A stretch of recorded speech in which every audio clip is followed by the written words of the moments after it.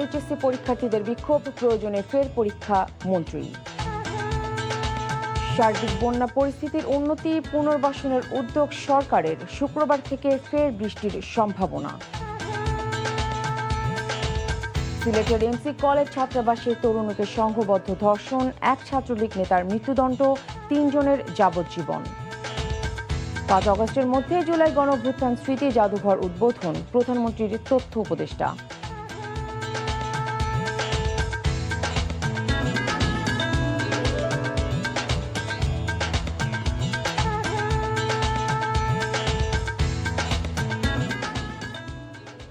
আসসালামু আলাইকুম, নাফিসা তাবাসসুম স্বাগত জানাচ্ছি এনটিভির দেশের খবরে। আই গ্যাস ইউনাইটেড শিরোনাম দেখছিলেন, জানাবো পুরো খবর। দুর্যোগপূর্ণ আবহাওয়ার মধ্যে এইচএসসি ও সমমান পরীক্ষা গ্রহণের অভিযোগ এবং শিক্ষামন্ত্রীর পদত্যাগের দাবিতে ঢাকা সহ বিভিন্ন স্থানে বিক্ষোভ করেছে শিক্ষার্থীরা। একই ইস্যুতে আলোচনা হয়েছে জাতীয় সংসদেও। প্রশ্ন উত্তরে শিক্ষামন্ত্রী শিক্ষার্থীদের পড়ার টেবিলে ফেরার আহ্বান জানিয়েছেন। বলেন, দুর্যোগপূর্ণ আবহাওয়ার কারণে যদি কোনো কেন্দ্রে শিক্ষার্থীদের সমস্যা হয়ে থাকে, পর্যালোচনা করে প্রয়োজনে পুনরায় পরীক্ষা নেওয়া হবে। রিপোর্ট করছেন ফাহাদ মোহাম্মদ।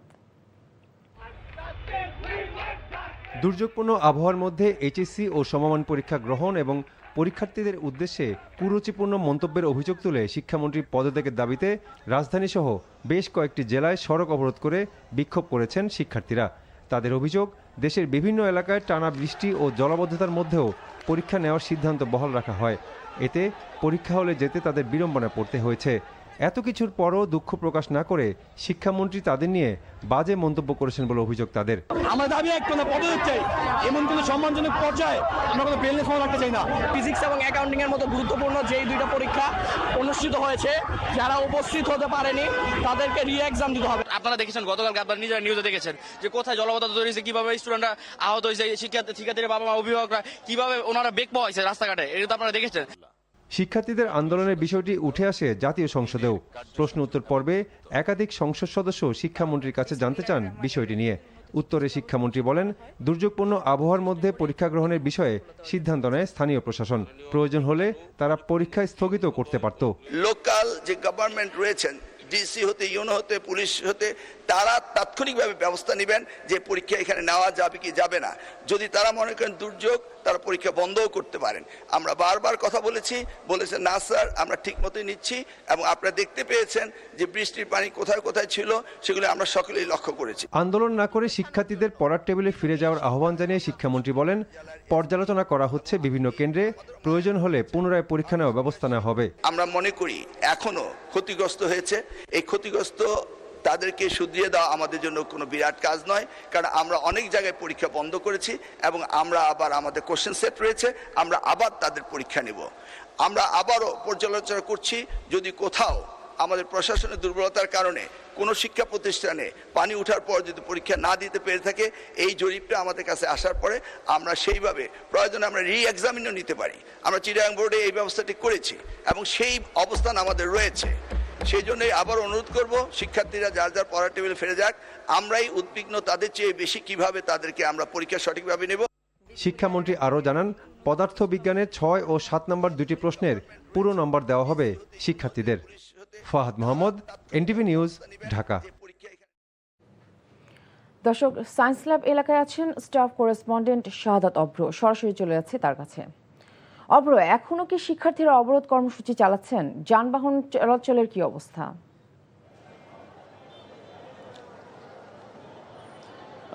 ঠিক 4টা থেকে কিন্তু এখানে যারা শিক্ষার্থী আছেন, আশেপাশে কিন্তু অনেক স্কুল কলেজ রয়েছে, সেই স্কুল কলেজের শিক্ষার্থীরা এখানে অবস্থান করছেন এবং যান চলাচল পুরোপুরি বন্ধ। আমি যদি একটু দেখাতে চাই, এই পুরো 4 রাস্তার যে মোড় আছে, সেই পুরো 4 রাস্তার মোড়েই কিন্তু এখন শিক্ষার্থীদের দখলে। বলাই চলে যে শিক্ষার্থীরা পুরো মোড়ে মোড়ে অবস্থান করছেন এবং যেন কোনোভাবেই কোনো ধরনের যান চলাচল না ঘটতে পারে, সেজন্য কিন্তু তারা সজাগ রয়েছেন। তাদের একটাই দাবি, তারা বলছেন, এখান থেকে আমরা বারবারই শুনতে পাচ্ছি, তারা কিন্তু শিক্ষামন্ত্রীর যে পদত্যাগ, সেই পদত্যাগের স্লোগান দিচ্ছেন এখান থেকে বারবার। এবং তারা বলছেন যে এই যে দুর্যোগপূর্ণ আবহাওয়ার মধ্যে যারা এসএসসি এবং সমমানের পরীক্ষার্থী রয়েছেন, তাদের যে পরীক্ষার হলে যেতে সমস্যা হবে কিংবা তাদের যে প্রশ্নপত্রের মান সেই সব কিছু মিলেই কিন্তু তাদের যে আস্থা ছিল শিক্ষামন্ত্রীর উপর সেটি কিন্তু উঠে গেছে বলে তারা আমরা যখন তার সাথে কথা যারা শিক্ষার্থী রয়েছে তাদের সাথে কথা বলছিলাম তখন কিন্তু তারা বলছিলেন। এবং তার পাশাপাশি তারা বারবারই কিন্তু সরকারের যারা রয়েছেন সেই সরকারের যারা কর্তৃপক্ষ রয়েছেন তাদের সাথে কথা বলার চেষ্টা করলেও কোনোভাবেই কেউ এসে যোগাযোগ করেনি বলে তারা দাবি করেছেন। এবং তারা বলছেন যে কোনো মূল্যেই হোক সরকারের বিভিন্ন মন্ত্রণালয়ের যারা প্রতিনিধি রয়েছে বিশেষ করে শিক্ষা মন্ত্রণালয়ের প্রতিনিধি যেন তাদের সাথে বসে। এছাড়াও আমরা কিছুক্ষণ আগে দেখেছি যে এই নিউ মার্কেট থানার কিন্তু যিনি কিনা দায়িত্বরত অফিসার ছিলেন তিনি এসে কথা বলেছেন শিক্ষার্থীদের সাথে। তাই তিনি এসে বলেছেন যে তারা সরকারের কাছে তাদের লিখিত কোনো যদি বক্তব্য থাকে সেটি দিলে তারা পৌঁছে দিবে, কিন্তু শিক্ষার্থীরা কিন্তু তাতে রাজি হননি। তারা কিন্তু জানিয়েছেন অবশ্যই শিক্ষা মন্ত্রণালয় কিংবা সরকারের যে কোনো সংশ্লিষ্ট মন্ত্রণালয়ের যারা রয়েছেন তারাই কেবলমাত্র যদি এসে তাদের কাছে বলেন তাহলেই তারা এখান থেকে উঠে যাবেন এবং তাদের যেই দাবি সেটি কিন্তু অবিলম্বেই মেনে নেওয়ার যেই আহ্বান সেটি কিন্তু তারা এখান থেকে জানিয়েছেন। এ ছিল আমার কাছে সর্বশেষ। জানছিলাম শিক্ষার্থীদের অবরোধের খবর। দেশের দক্ষিণ পূর্বাঞ্চলে বন্যা পরিস্থিতির উন্নতির সাথে সাথে ভেসে উঠছে ক্ষয়ক্ষতির চিহ্ন। বন্যা কবলিত এলাকা পরিদর্শন করে ত্রাণ সহায়তার পাশাপাশি পুনর্বাসনের উদ্যোগ নিয়েছে সরকার। এদিকে উত্তরাঞ্চলের কিছু কিছু নদীর পানি বৃদ্ধি পেয়ে প্লাবিত হচ্ছে নিচু এলাকা। ডেস্ক রিপোর্টে বিস্তারিত। গত 2 দিন বৃষ্টি না হওয়ায় কক্সবাজারের সার্বিক বন্যা পরিস্থিতি উন্নতির দিকে। তবে চকরিয়া, পেকুয়া ও মাতামুহুরী উপজেলায় এখনও লাখো মানুষ পানিবন্দী। বন্যার পানি নামতে দেরি হওয়ায় এখনও অনেক গ্রাম পানিতে ডুবে আছে। এসব এলাকায় খাবার ও বিশুদ্ধ সুপেয় পানির তীব্র সংকট দেখা দিয়েছে। সদর উপজেলার বন্যা কবলিত এলাকা পরিদর্শন করে বিদ্যুৎ ও জ্বালানি প্রতিমন্ত্রী বলেছেন, ক্ষতিগ্রস্ত পরিবারকে ত্রাণ সহায়তার পাশাপাশি পুনর্বাসন করবে সরকার। পর্যাপ্ত পরিমাণ খাদ্য সহায়তা এবং নগদ অর্থ দেওয়া হয়েছে। এরপরও গতকাল মিটিং এর মাধ্যমে আমরা বিভিন্ন উপজেলা প্রশাসনের কাছ থেকে জানবার চেষ্টা করেছি তাদের আর কি চাহিদা আছে। যারা চাহিদা দিয়েছেন সে চাহিদার আমরা তো নিয়েছি, যারা চাহিদা দেয়নি তারপরেও আমরা আজকে আবার অতিরিক্ত বরাদ্দ প্রত্যেকটা জায়গায় করছি। বান্দরবানে বন্যা পরিস্থিতির উন্নতি হওয়ায় আশ্রয় কেন্দ্র ছেড়ে বাড়ি ফিরছেন মানুষ। তবে পানি নামার সঙ্গে সঙ্গে ভেসে উঠছে বন্যার ক্ষতচিহ্ন। বিশুদ্ধ পানির সংকট এবং ডায়রিয়া, জ্বর ও চর্মরোগ সহ বিভিন্ন রোগের আশঙ্কা দেখা দিয়েছে। খাগড়াছড়ির বন্যা পরিস্থিতি এখন স্বাভাবিক হতে শুরু করেছে। তবে নিচু এলাকা থেকে পানি পুরোপুরি সরে যেতে আরও কয়েকদিন সময় লাগবে। ফলে অনেক পরিবার এখনও নিজ ঘরে ফিরতে পারেনি। গত 24 ঘন্টায় রাঙামাটিতে বৃষ্টিপাত না হওয়ায় বাঘাইছড়ির বন্যা পরিস্থিতি আর উন্নতি হয়েছে। ইতোমধ্যে বেশিরভাগ গ্রাম থেকে পানি নেমে গেছে। তবে বরকলের কিছু গ্রামে বন্যার অবনতি হয়েছে। দুর্গম এলাকায় মানুষের বাড়িতে গিয়ে ত্রাণ পৌঁছে দিচ্ছে সেনাবাহিনী, বিজিবি সহ আরও কয়েকটি বেসরকারি সংগঠন। হবিগঞ্জে বন্যার পানি নামতে শুরু করায় ধীরে ধীরে নিজ বাড়িতে ফিরছেন দুর্গত এলাকার বাসিন্দারা। তবে ঘরে ফিরেই তাদের দেখতে হচ্ছে ক্ষয়ক্ষতির নির্মম চিত্র। টানা বৃষ্টি ও উজান থেকে নেমে আসা পাহাড়ি ঢলে সিরাজগঞ্জের যমুনা নদীতে পানি বেড়েছে। এর ফলে প্লাবিত হচ্ছে নিচু এলাকা ও চরাঞ্চল। লালমনিরহাটে তিস্তা নদীর পানি কিছুটা কমলেও জলমগ্ন হতে শুরু করেছে নিচু এলাকা। ওয়ালিউল্লাহ অলি, এনটিভি নিউজ ডেস্ক। সিলেটের এমসি কলেজ ছাত্রাবাসে স্বামীকে আটকে রেখে এক তরুণীকে সংঘবদ্ধ ধর্ষণের দায়ে একজনকে মৃত্যুদণ্ড এবং 3 জনকে যাবজ্জীবন কারাদণ্ড দিয়েছে আদালত। একই মামলায় খালাস পেয়েছেন অপর 4 আসামি। তবে এই রায়ের বিরুদ্ধে আপিল করবেন বলে জানিয়েছেন দুপক্ষের আইনজীবী। সিলেট থেকে আনিস রহমানের ক্যামেরায় আরও জানাচ্ছেন সজল ছত্রী। ঘটনার প্রায় 5 বছর পর রায় ঘোষণার দিন মঙ্গলবার দুপুরে সিলেটের দ্রুত বিচার ট্রাইব্যুনালে হাজির করা হয় 8 আসামিকে। এ সময় আদালত চত্বরে ছিল কড়া নিরাপত্তা। আলোচিত এই মামলার রায়ে প্রধান আসামি সাইফুর রহমানকে মৃত্যুদণ্ড এবং শাহ মাহবুবুর রহমান রনি, তারকুল ইসলাম তারেক ও অর্জুন লস্করের বিরুদ্ধে যাবজ্জীবন দণ্ডের আদেশ দেন সিলেটের দ্রুত বিচার ট্রাইব্যুনালের বিচারক স্বপন কুমার সরকার। অন্যদিকে পর্যাপ্ত প্রমাণ না পাওয়ায় আইনউদ্দিন আইনুল, মিসবাউল ইসলাম রাজন, রবিউল এবং মাহফুজুর রহমানকে খালাস দিয়েছেন আদালত। রায়ের পর অসন্তোষ জানিয়েছেন আসামি পক্ষের আইনজীবীরা।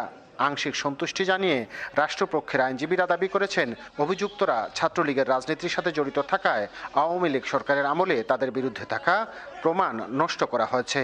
খালাস 4 আসামির বিরুদ্ধে আবারও আপিল করা হবে বলে জানান তারা। বিজ্ঞ বিচারক অনেক তথ্য উপাত্ত বিচার বিশ্লেষণ করে সাক্ষীদের জবানবন্দি সব কিছু বিচার বিশ্লেষণ করে যে জাজমেন্ট দিয়েছেন সেটা আমার দৃষ্টিতে আমরা রাষ্ট্রপক্ষ সন্তুষ্ট। যে 4 জনকে খালাস করেছেন আমরা রাষ্ট্রপক্ষ থেকে এটা আবার ওই যে আপিলের একটা চেষ্টা করব কাগজপত্র পাওয়ার পরে, যাতে তারা আইনের আওতায় আসে। এই মামলায় কোনো এভিডেন্সই ছিল না, কোনো সাক্ষী আসামিদের নাম বলে নাই, কোনো সাক্ষী সমর্থনও করে নাই। আমরা সংক্ষুব্ধ, আমরা এই রায়ে আমরা সন্তুষ্ট নই। 2020 সালের 25 সেপ্টেম্বর সন্ধ্যায় স্বামীর সাথে প্রাইভেট কারে করে ঘুরতে বেরিয়েছিলেন অপহরণ ও ধর্ষণের শিকার 20 বছরের নববিবাহিতা তরুণী। সিলেট নগরীর টিলাগড় এলাকার এমসি কলেজের প্রধান ফটকের সামনে থেকে অস্ত্রের মুখে তাদের নিয়ে যাওয়া হয় বালুচর এলাকার এমসি কলেজ ছাত্রাবাসে। সেখানে গাড়ির ভেতরে সংঘবদ্ধ ধর্ষণের শিকার হন ওই তরুণী। ছাত্রাবাস থেকে বেরিয়ে তরুণীর স্বামী পুলিশকে জানালেও অভিযুক্তরা ছাত্রলীগের কর্মী হওয়ায় প্রথমে ছাত্রাবাসে প্রবেশে গড়িমসি করে পুলিশ। এই সুযোগে পালিয়ে যায় ধর্ষকরা। পরে এ ঘটনা দেশব্যাপী আলোচনা তুললে 3 দিনের মধ্যেই 6 আসামি ও সন্দেহভাজন 2 জনকে গ্রেপ্তার করে পুলিশ ও র্যাব। সজল ছত্রী, এনটিভি নিউজ, সিলেট। 5 আগস্টের মধ্যে উদ্বোধন করা হবে জুলাই গণ অভ্যুত্থান স্মৃতি জাদুঘর, এমনটা জানিয়েছেন প্রধানমন্ত্রীর তথ্য ও সম্প্রচার বিষয়ক উপদেষ্টা ডাক্তার জাহিদুর রহমান। দুপুরে সচিবালয়ে সংস্কৃতি মন্ত্রণালয়ের আয়োজিত সংবাদ সম্মেলনে এই বিষয়ে জানানো হয়। এ সময় সংস্কৃতি মন্ত্রী নিতাই রায় চৌধুরী জানান, জুলাই গণ অভ্যুত্থান স্মৃতি জাদুঘরের নতুন পরিচালনা কমিটির গেজেট প্রকাশ, জনবল নিয়োগ, প্রয়োজনীয় নির্মাণ কাজ চলমান থাকলেও শিগগিরই প্রধানমন্ত্রীর সাথে আলোচনা করে জাদুঘর উদ্বোধনের তারিখ ঘোষণা করা হবে। অন্তর্বর্তী সরকারের সময় এই জাদুঘর নির্মাণে সুনির্দিষ্ট দুর্নীতির তথ্য পেলে ব্যবস্থা নেওয়া হবে বলেও সংবাদ সম্মেলনে জানানো হয়।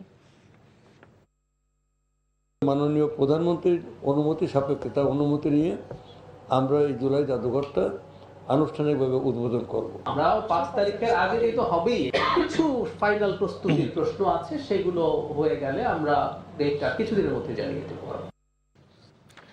মুখ থুবড়ে পড়ে আছে রাজবাড়ীর বিসিক শিল্পনগরী। প্রায় 15 একর জমির ওপর গড়ে ওঠা 77টি শিল্প প্লট নিয়ে যাত্রা শুরু করলেও 6 দশক পেরিয়ে গেলেও এখন স্থবির শিল্পনগরীটি। অধিকাংশ প্লটই এখন বন্ধ। উন্নয়নের পরিবর্তে অব্যবস্থাপনা, জরাজীর্ণ অবকাঠামো ও নানা সংকটে খুঁড়িয়ে খুঁড়িয়ে চলছে এই শিল্প প্রতিষ্ঠান। রাজবাড়ী থেকে মোহাম্মদ কবির হোসেনের পাঠানো রিপোর্ট। রাজবাড়ী বিসিক কর্তৃপক্ষের তথ্য অনুযায়ী 77টি প্লটের মধ্যে 35টি চালু রয়েছে এখন।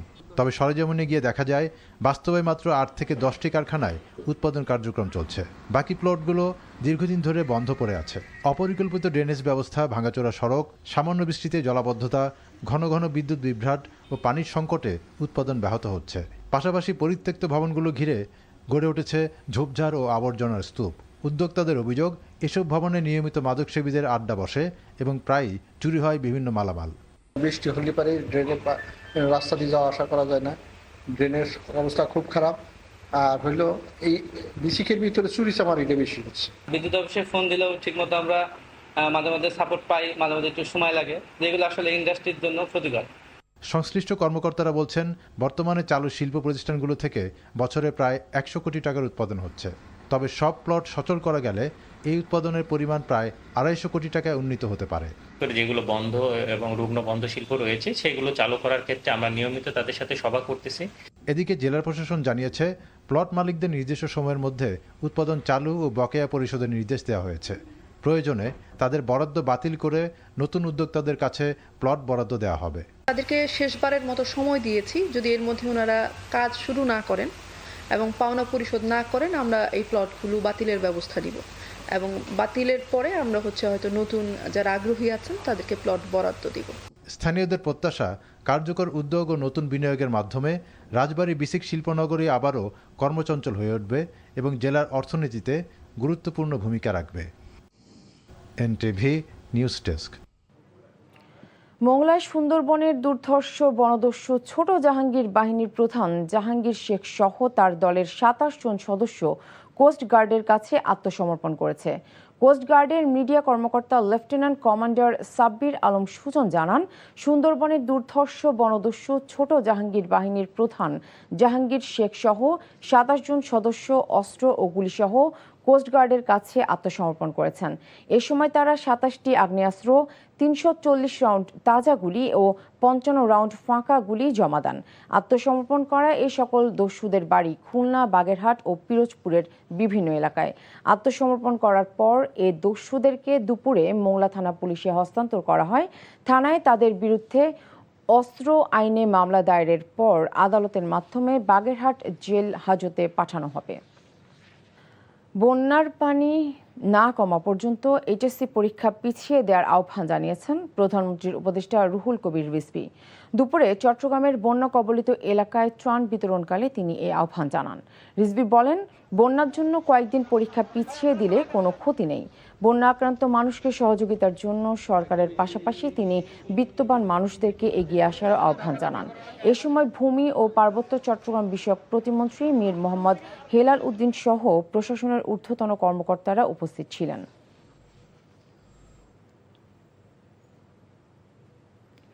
কেরানীগঞ্জে জুলাই অভ্যুত্থানের শহীদ রিয়াজউদ্দিন স্মরণে স্মৃতিচত্বর উদ্বোধন করা হয়েছে। দুপুরে কেরানীগঞ্জ মডেল থানার ঘাটারচর এলাকায় এই স্মৃতিচত্বর উদ্বোধন উপলক্ষে ঢাকা ২ আসনের এমপি আমান উল্লাহ আমান বলেন, কেরানীগঞ্জের শহীদ রিয়াজউদ্দিন তার রক্তের বিনিময়ে ফ্যাসিস্ট হাসিনাকে বিতাড়িত করেছে। তিনি আরও বলেন, সকল শহীদদের প্রতি প্রধানমন্ত্রী তারেক রহমানের নির্দেশে বিভিন্ন স্থানে শহীদ স্মৃতিচত্বর নির্মাণ করা হচ্ছে।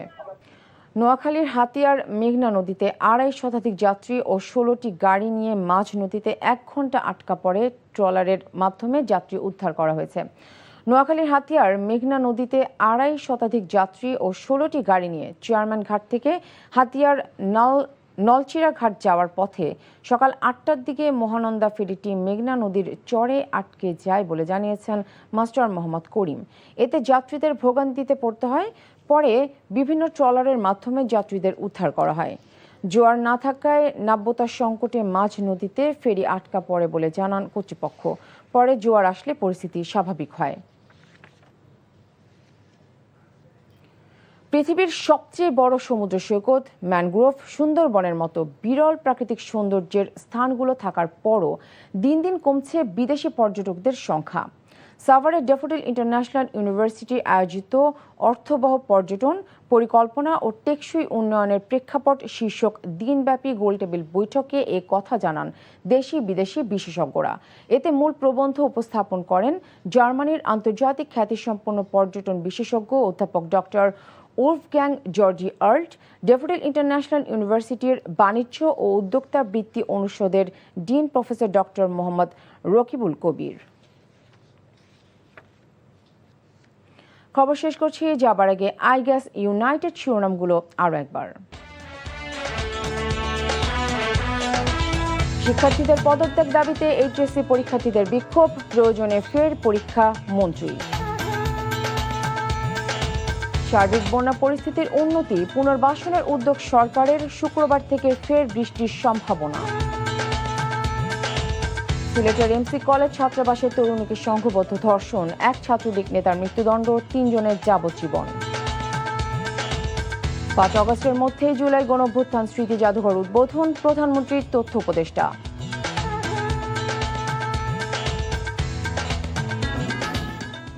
এই ছিল দেশের খবরে। এই খবরের ভিডিও সহ আপডেট জানতে ভিজিট করুন এনটিভি অনলাইন www.ntvbd.com। এছাড়াও এনটিভির জনপ্রিয় সব অনুষ্ঠান ও খবরের আপডেট জানতে ভিজিট করুন আমাদের ইউটিউব ও ভেরিফাইড ফেসবুক পেজ। ৬টা ইভিনিং নিউজ দেখার আমন্ত্রণ রইল। ধন্যবাদ সবাইকে।